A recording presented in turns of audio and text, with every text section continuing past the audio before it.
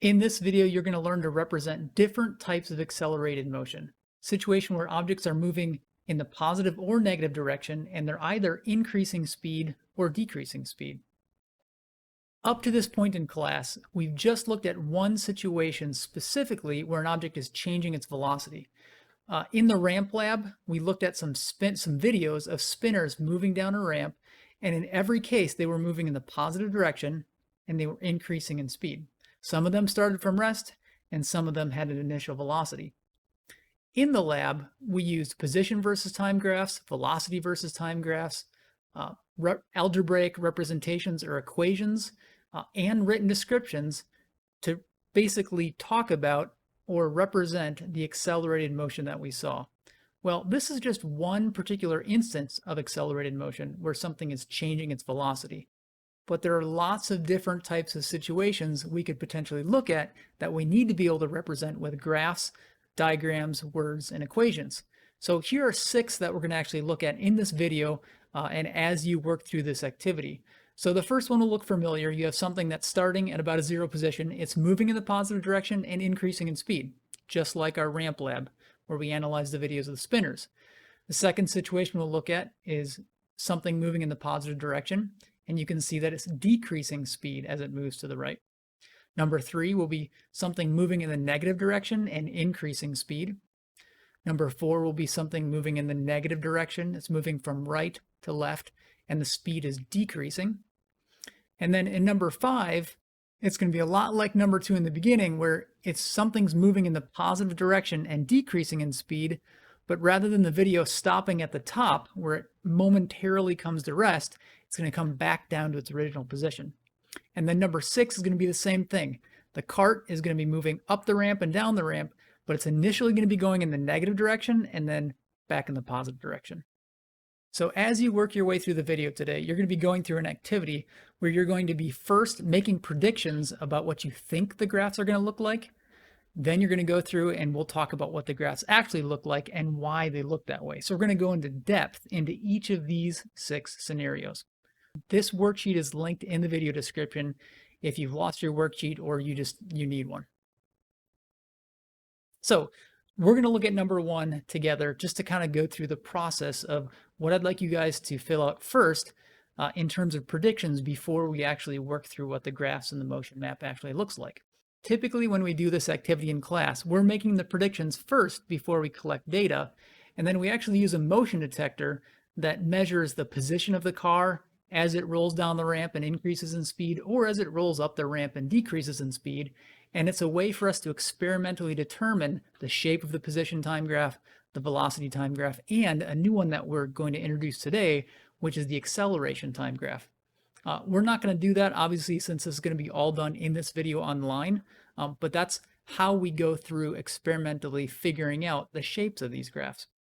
For each specific situation, out of the 6 scenarios that you just saw, I'll show you one of them, and I want you to think about what would the position time graph, velocity time graph, acceleration time graph, and motion map look like, and you're going to make those predictions first, and then we'll talk through what the shape of the graphs actually are. So we're going to start by drawing a motion map for an object that's increasing speed in the positive direction. The cart starts from rest and rolls down the incline. So if we're going to draw a motion map where the car starts close to a position of 0 and then increases position, the dots are going to have to go from left to right.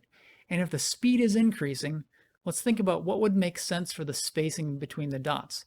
If it's getting faster and faster, each second that goes on, it should travel farther the next second.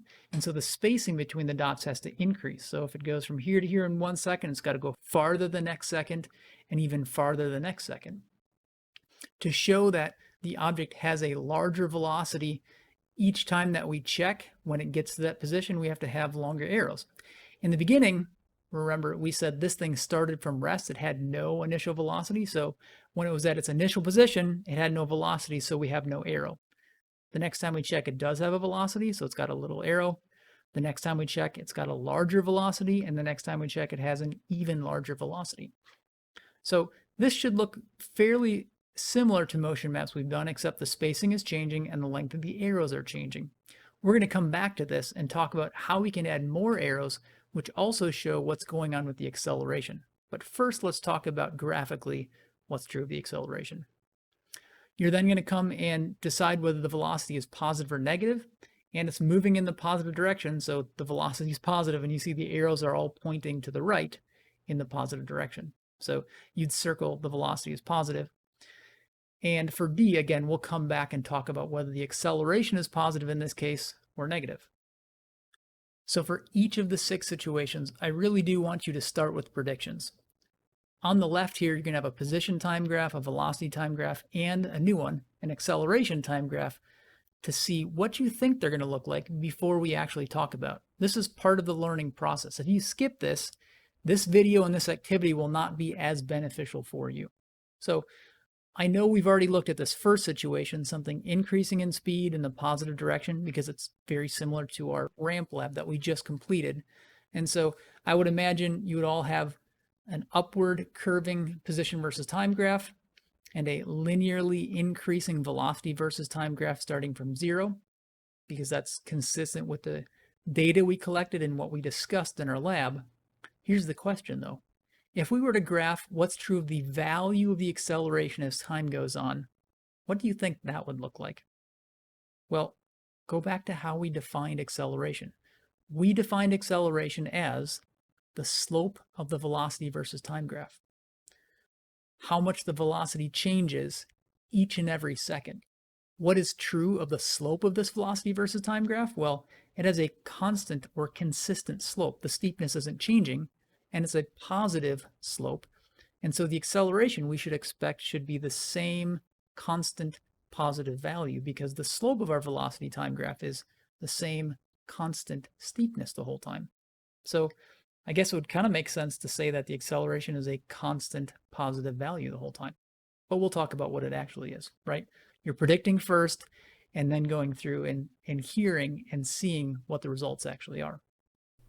Now using a motion detector, we can verify the shape of each graph. Turns out the shapes are what we predicted in this case. But before we move on and go to the next scenario, I want you to try to think through, if your prediction is different than what actually is going on, try to think about why it's different, right? Make this part of the learning opportunity. And before you go on, we're also going to look at how these graphs are related to one another.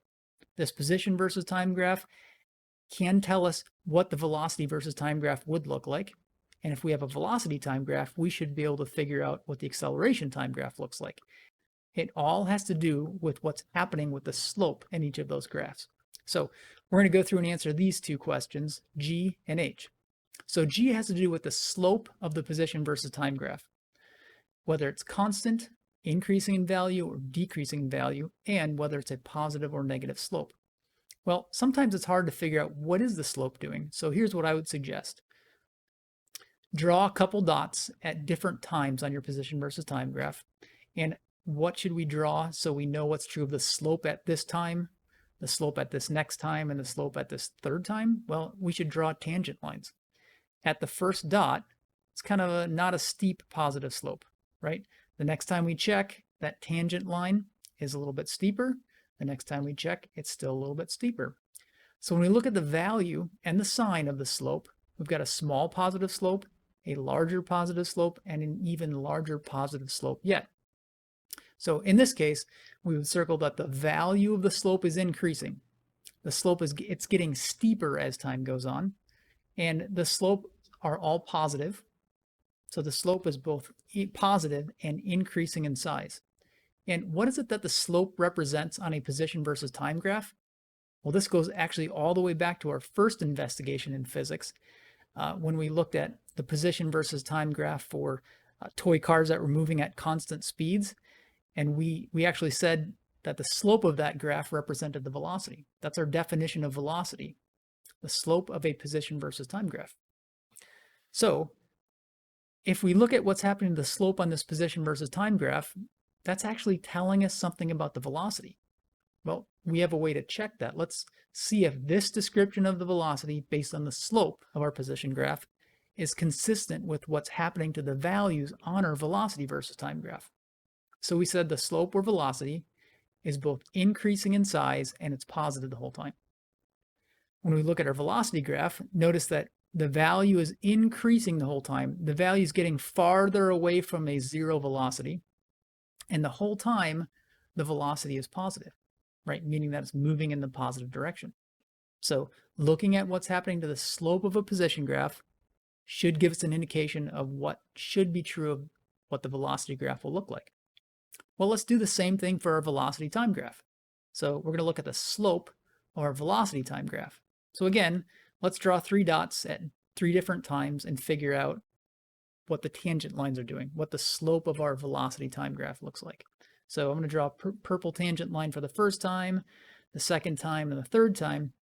And I didn't do a perfect job, but you should be able to see in a linear graph like this, the slope doesn't change, right? It's constant, and this is a positive slope. The values are going from a zero velocity to a more positive velocity over time. So the slope is both constant and positive. And what does the slope of a velocity time graph represent? We just learned this back in our ramp lab. We define the slope of a velocity versus time graph as an object's acceleration.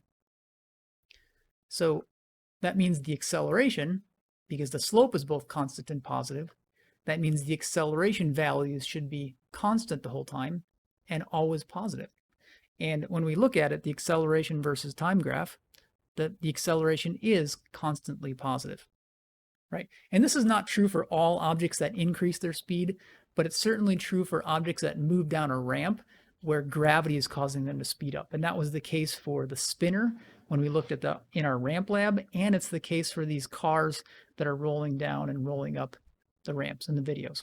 Okay, so before we're done with number 1, like I said, I want to come back and add a little bit of something to our motion map that we initially started out with. And we want to add some arrows that represent the size and sign of the acceleration. Well, let's remind ourselves, what did we say was true of the acceleration versus time graph? We said that it was a constant value and it was positive. It was above 0.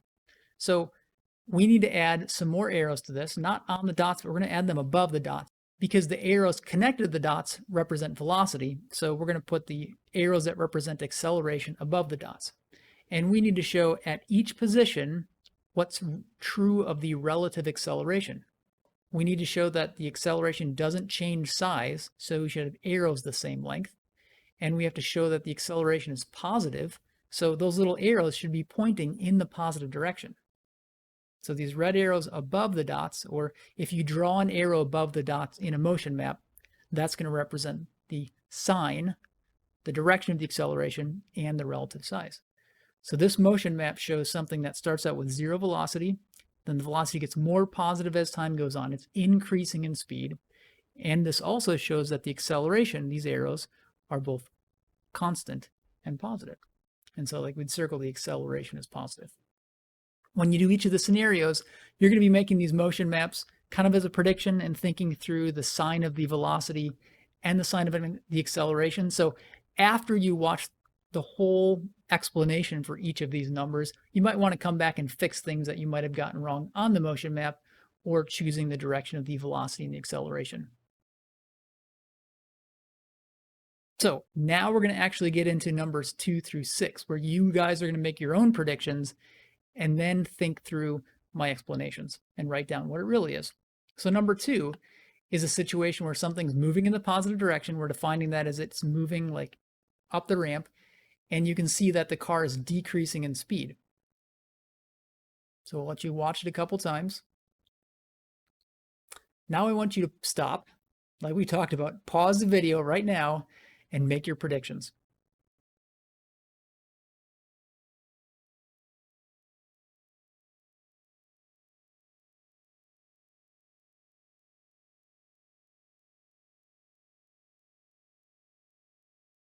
So here's what the representations look like for something that's moving in the positive direction and decreasing in speed. Let's start with the motion map. It's given an initial velocity, so the first dot has to have an arrow on it. And as it moves in the positive direction, the spacing has to get closer because it's slowing down. Each second it's going to travel not quite as far. And the arrows, the velocity arrows have to get shorter because it's slowing down as it moves up the ramp. We'll come back to the direction of the acceleration arrows in just a minute. On our position versus time graph, it's moving in the positive direction. So the position values have to be increasing as time goes on, right? But it also has to show that the speed is decreasing.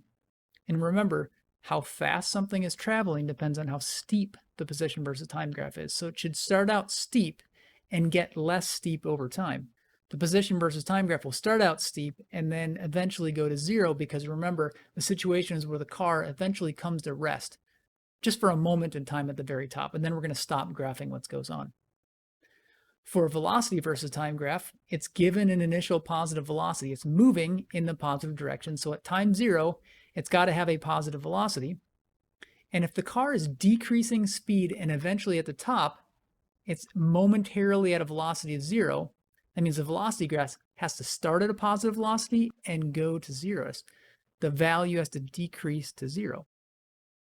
And on a ramp like this, a ramp of the same angle, we're going to assume that velocity changes linearly. In fact, that's what we find out when we use our motion detectors in other years. Well, our acceleration is negative in this case, and let's just make sure that makes sense. If the velocity graph looks like this, if the velocity is decreasing at a constant rate like this, the slope is a constant negative value. That means the acceleration has to be a constant negative value. So let's look at the slope of each of the graphs just to make sure it makes sense. The slope of our position versus time graph is decreasing in size because it starts out steep and gets less steep, but the slope is positive the whole time. And remember, that tells us something about the velocity. So the velocity is decreasing in size. It's going from a big value to a zero value, but it's positive the whole time. And that makes sense, because if the car is moving in the positive direction the whole time that we're checking, that any value we look at should be a positive value. There should be no negative values for the velocity down here below zero. To get to the acceleration time graph, we look at what's happening, the slope of the velocity versus time graph. It's a constant negative slope, constant in size, negative in sign, and that represents the acceleration. So the acceleration should be both constant and negative like this. And so the acceleration arrows on our motion map are pointing in the negative direction, and they're the same size because it's a constant value, negative in direction. Okay, number 3, we're going to start looking at situations where things are moving not in the positive direction, but the negative direction. So this is a lot like number 1. Something's increasing in speed, but now it's increasing in speed while moving in the negative direction. And we're going to assume the car starts from rest and just naturally rolls down the incline. Again, pause your video, make your predictions for your position graph, velocity graph, acceleration versus time graph, and your motion map first before you move on.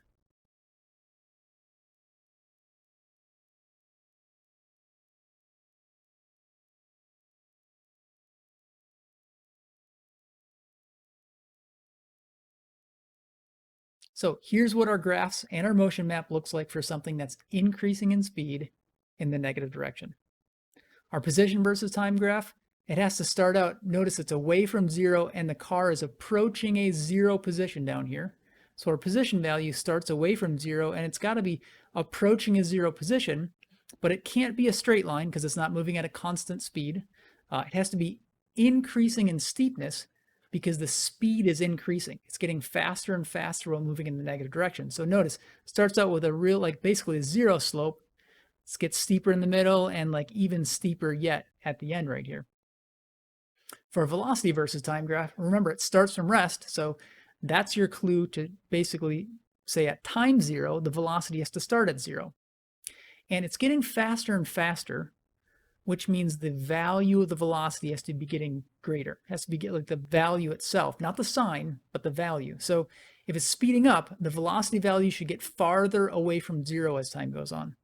But it's speeding up in the negative direction. So anytime we check, the velocity values have to be below zero. They all have to be negative. So it starts out with a little negative velocity, then a bigger negative velocity, a bigger negative velocity, a bigger negative velocity, and so on. Right? It's not like number 1 where the velocity was linearly increasing in the positive direction. Here, it's linearly getting bigger. Well, it's decreasing in velocity, but the value is getting bigger in the negative direction, right? Our acceleration versus time graph looks like this.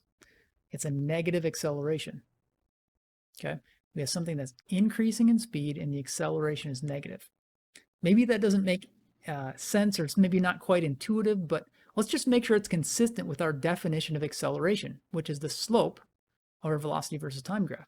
So if we go back to our velocity time graph, the slope is constant and negative. It's a constant negative slope. So it should be a constant negative acceleration. So I want to pause right here and just want you guys to recognize that negative acceleration doesn't mean slowing down. And it doesn't mean speeding up. Negative acceleration could mean speeding up or slowing down. It totally depends what direction the object is moving in. So the sign of the acceleration doesn't tell us what direction something moves in or what's happening to the speed. All it tells us is how the velocity is changing. In this case, it started at 0 and gets more negative. So every second, the velocity is getting more negative. It's a negative acceleration. Okay, for number 4, same thing. We're moving in the negative direction, but now instead of increasing in speed, we're decreasing in speed. So the cart was given an initial negative velocity because it's initially moving in the negative direction once it left my hand. And we're going to only graph what happens till the point it stops, right at the very top, the highest it gets. So pause, make your graphs in your motion map, then continue the video.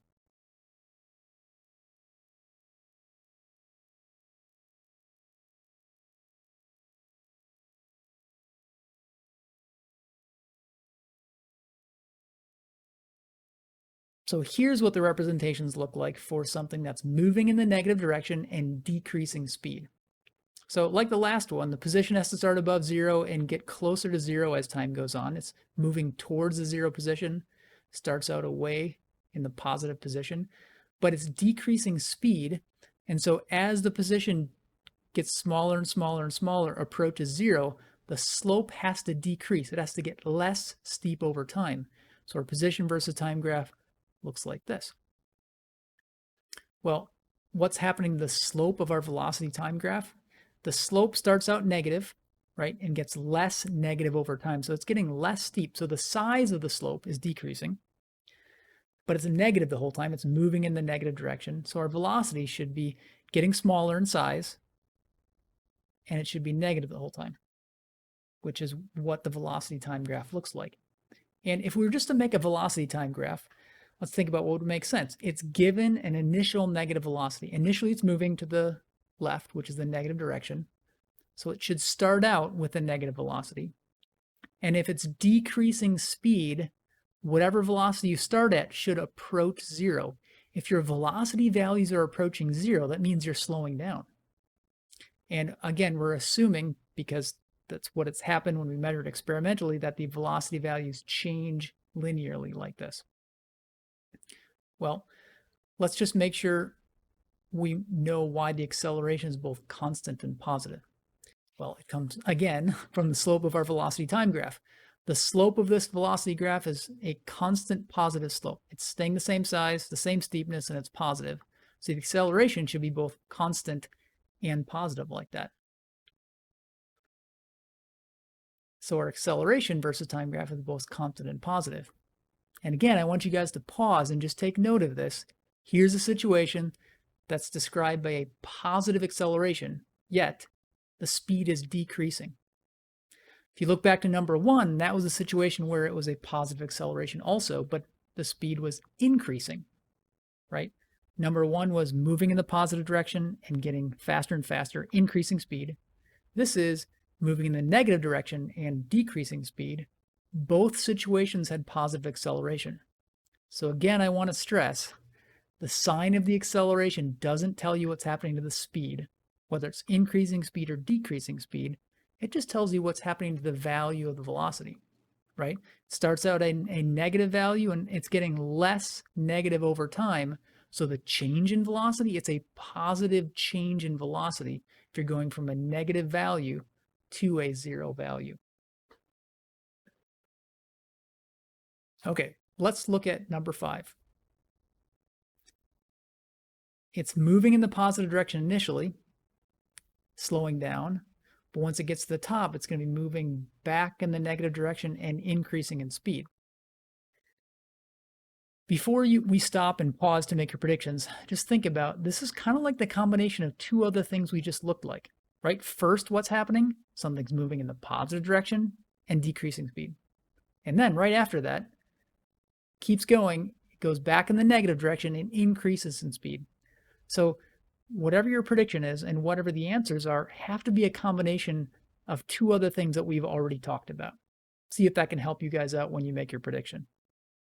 So go ahead and pause, stop, make your motion map going up and coming down the ramp and your position, velocity, and acceleration graphs before you watch the next part of the video.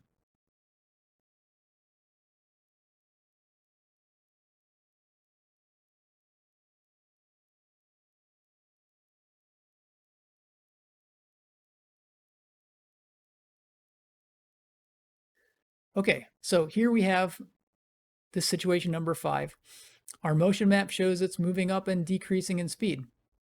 And then it's moving in the negative direction and increasing in speed. And so remember, on our motion maps, if we're showing more than one type of motion, you do the first thing first, and then if it's going to move back in the other direction, you kind of move those dots and arrows above. So it starts here, slows down, and then speeds up like this. For our position versus time graph, it's got to starts at about a position of 0, has to end up back at a position of 0. So it starts at a position of 0, moves in the positive direction and decreases speed. So it starts out with some kind of steepness that's moving in the positive direction, and as time goes on, it approaches a 0 steepness or a 0 slope, because at the very top right now, at that moment, it's at rest. So the slope on our position time graph should be 0, and then the position has to go back towards a position of 0. But as it does so, remember, it's increasing speed, so it has to get steeper and steeper and steeper as time goes on. So the shape of that kind of looks like an upside down parabola. Now this dashed line right here is going to represent the time it changes direction, right? It's moving in the positive direction, and then it's moving in the negative direction. So let's try to keep that consistency when we then look at and explain the velocity time graph and the acceleration time graph.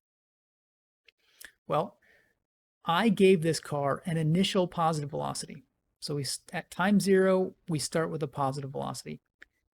As it's moving forward, well, in the positive direction, the values have to be positive, but it's decreasing speed so that it has to start from a positive velocity and then get less positive and approach 0.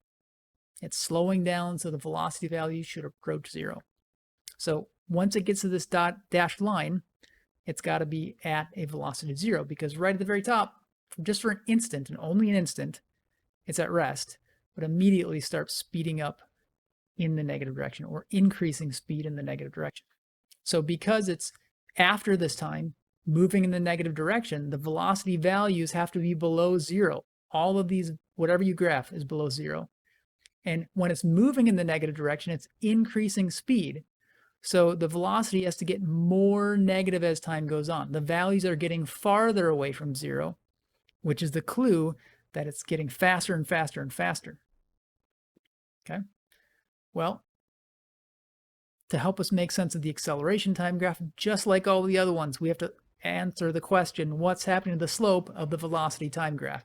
And when we look, whether it's before on the way up, slowing down, or when on the way down, when it's speeding up, notice the slope of this graph is a constant slope. It doesn't change. It's a constant negative slope. So it turns out that this whole situation is a constant negative acceleration, because it starts out positive, and 1 second later it's less positive. Another second later it's less positive. Another second later, at that instant, it's 0. Another second later, the velocity is going to go from 0 to a small negative, and then a bigger negative, and a bigger negative. The change in velocity, it's a negative change the whole time this is actually happening. So this one situation is one situation that shows us basically both situations that can be described by a negative acceleration. This is like number 2, moving the positive direction and decreasing in speed, and number 3, which is moving in the negative direction and increasing speed. Okay, one last one just to make sure we're getting this stuff and we understand how to represent acceleration in lots of different situations. So this is like number 5, something's given a shove, except now it's initially moving in the negative direction and slowing down, and then moving in the positive direction and speeding up. So for one last time, go ahead and pause the video, see if you can make your predictions.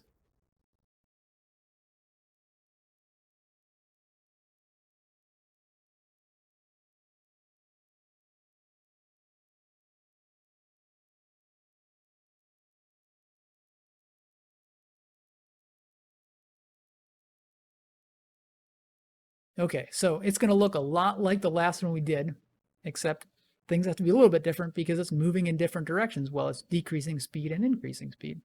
So notice the initial position has to start away from 0. It's at some positive position.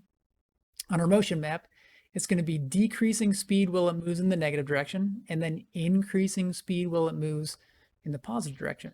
So the first half will look a lot like number 4, identical to number 4, and the second half will look pretty much identical to number 1, right? So that's on the left half of the dotted line, and again, the dotted or the dashed line is going to represent the time that this cart makes to the very top and then turns around and goes the other way. So it starts at a positive position and it's going to decreasing in speed because the slope is getting less steep. And it's got to get steeper because it's increasing in speed. Well, it again moves in the positive direction. In this situation, number 6, I gave it a negative initial velocity because I shoved it in the negative direction with a speed. So the initial velocity is negative. And if it's slowing down, the velocity has to approach 0. And then if it's speeding up, the velocity has to get farther away from 0. But the second half of the motion, it's speeding up to the right. It's speeding up in the positive direction. So the velocity values have to get farther from 0 in the positive region above a 0 velocity. And for the last graph, the acceleration time graph, what's true of the value of the acceleration? For the last time, we have to look at the slope of the velocity versus time graph. And the slope of this graph, it's a constant positive slope the whole time. So the value of the acceleration is constant and positive. This should be good practice for you guys to think through how position time graphs, velocity time graphs, acceleration time graphs, and motion maps are all related to one another. And we're going to do just that next.